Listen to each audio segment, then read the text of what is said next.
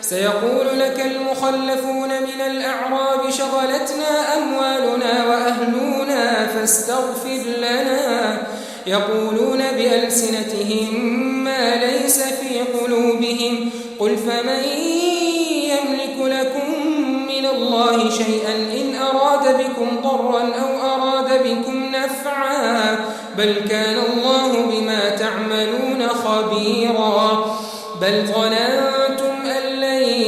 ينقلب الرسول والمؤمنون إلى أهليهم أبدا وزين ذلك في قلوبكم وظننتم ظن السوء وكنتم قوما بورا ومن لم يؤمن بالله ورسوله فإنا أعتدنا للكافرين سعيرا ولله ملك السماوات والأرض يغفر لمن يشاء ويعذب من يشاء وكان الله غفورا رحيما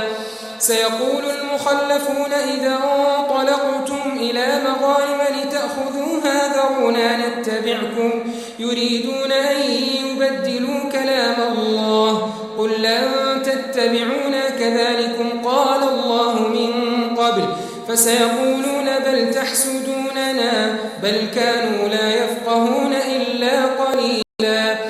قل للمخلفين من الأعراب ستدعون إلى قوم أولي بأس شديد تقاتلونهم أو يسلمون فإن تطيعوا يؤتكم الله أجرا حسنا وإن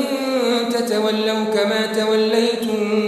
من قبل يعذبكم عذابا أليما ليس على الأعمى حرج ولا على الأعرج حرج ولا على المريض حرج ومن يطع الله ورسوله يدخله جنات تجري من تحتها الأنهار